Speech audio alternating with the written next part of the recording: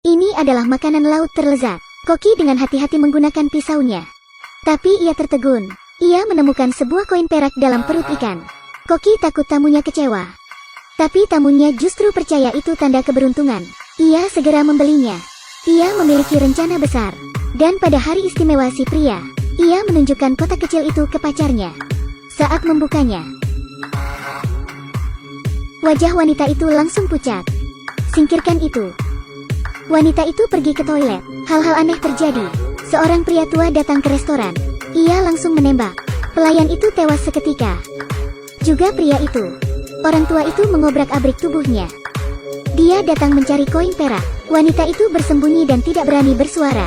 Tanpa disadari dia melihat kotak. Orang tua itu mengikuti arah mata wanita itu. Ia juga melihatnya. Ketika ia bangun, penjaga tiba. Ia menembak orang tua itu. Tapi orang tua itu tidak terluka. Tidak hanya itu, dia juga menyerang balik.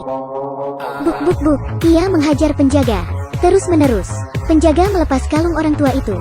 Anehnya, orang tua itu segera jatuh. Ia mati seketika. Penjaga tertegun. Ternyata di dalam kalung ada koin perak. Jadi dari mana koin perak ini berasal? Itu sangat aneh. Koin perak ini berasal dari zaman Yesus. Yudas Iskariot mengkhianati Yesus untuk mendapatkan koin itu. Tapi Yudas tidak mengira Yesus kembali dari kematian setelah disalib. Yudas malu dan menggantung dirinya. 30 koin perak di tangannya juga berubah menjadi kutukan yang tersebar di dunia.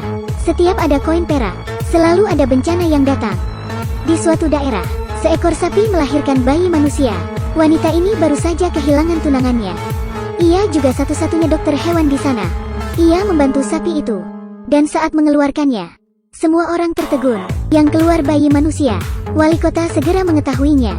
Dia tahu skandal di daerah itu akan mempengaruhi reputasinya. Jadi dia memperingatkan semua orang untuk diam. Tak ada rekaman video, tak ada pemberitaan.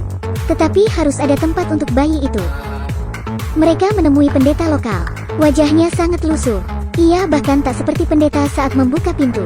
Setelah mendengarnya, dia segera berkata, "Bagaimana sapi bisa melahirkan manusia? Pasti seseorang sengaja memasukkan bayi ke perut sapi." Dan orang itu telah tiba di kota. Belum ada orang tua searogan itu. Ia bisa masuk ke bank sendirian. Dan setelah melihat seseorang, ia langsung menembaknya. Penjaga di belakang menembaknya. Dia seperti manusia biasa. Tapi dia balik menyerang. Dia datang ke penyimpanan bank. Dia mengatur bom dan meledakkannya. Dan ketika ia berhasil membukanya, ia tidak tertarik dengan uang di dalamnya. Dan hanya mengeluarkan arloji saku. Orang tua itu tersenyum. Ia berjalan keluar bank. 4 orang menembaknya bergantian. Tapi dia tidak merasakan apa-apa. Dengan tenang ia melewati penjaga. Ia berjalan keluar dan masuk mobil. Orang tua itu seperti mesin. Pria berkacamata mencabut kalungnya. Dan orang tua itu langsung tewas. Pria berkacamata menarik jari orang tua itu. Dan mengambil jam saku. Dan di dalam jam saku, terdapat koin perak. Pada malam koin perak muncul. Seekor sapi melahirkan anak manusia. Setelah bertemu pendeta, orang-orang menuduh pria bodoh ini. Tapi pada saat itu, pria bodoh mencuri bayinya. Dan berdiri di atap. Ia ingin mati dengan bayinya. Semua berusaha menghalangi. Tetapi pria bodoh tidak mendengarkan. Dia adalah iblis. Saat Elena datang, Elena membujuknya. Pria bodoh menyerahkan bayi itu dan dirinya. Setelah itu ia berkata, "Lihat aku, Bapak, ampunilah dosaku." Dia melompat tanpa ragu-ragu. Ketika wanita itu membersihkan TKP, dia menemukan di sekitar bayi ada koin perak lainnya. Apa ucapan pria bodoh benar? Apakah ada iblis di bumi? Elena pergi. Ia mengunjungi Bibi yang mengadopsi bayi. Bibi tenang saat Elena datang. Tapi ketika Elena mengatakan bayi itu mungkin tidak lama diadopsi Bibi, wajah Bibi langsung berubah. Saat itu, si bayi keluar. Elena tercengang. Bayi itu seperti alien. Ia besar dan mengerikan. Yang lebih menakutkan, dia masih memeluk Bibi. Mereka terlihat dekat. Lalu Bibi tersenyum mengerikan. Elena menjadi takut. Ia segera pergi dari sana.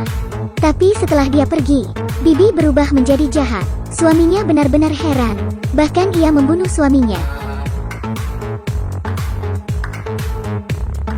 Elena menelepon wali kota.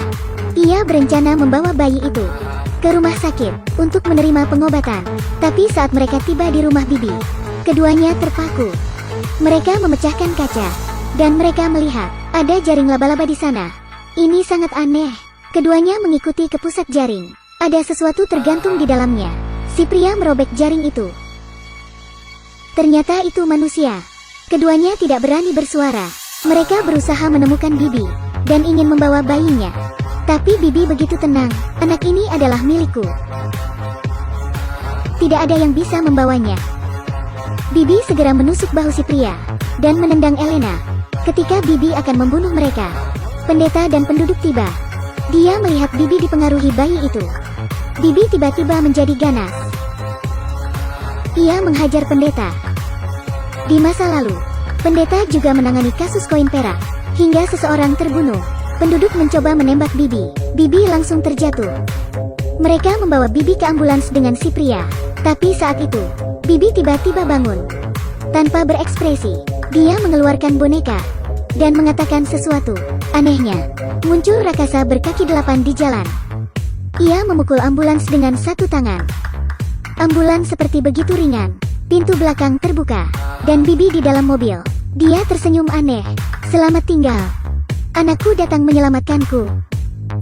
Setelah Bibi keluar, dia menemui pendeta. Ia meminta koin perak. Pendeta menolaknya. Dalam keputusasaan, dia melemparkan peluru ke air suci dan memasangnya. Ia menembaknya. Dan Bibi benar-benar tewas. Pada saat itu, Elena yang bersembunyi dikepung oleh monster. Giginya sudah bersiap. Elena tahu ia akan ditelan. Pria di ambulans menelponnya. Dia berkata Bibi memiliki boneka. Boneka itu bisa mengontrol monster. Elena segera menghancurkan boneka. Tiba-tiba, monster menjerit dan masuk ke sumur. Elena hanya bisa berbaring ketakutan. Peristiwa aneh di kota terselesaikan.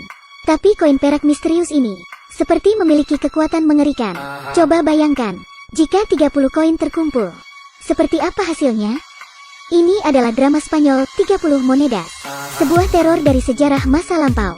Begitu drama ini disiarkan, responnya luar biasa. Banyak komentar yang diberikan. Sangat lengkap. Ketegangan yang melampaui akal sehat. Harus dimiliki semua film horor.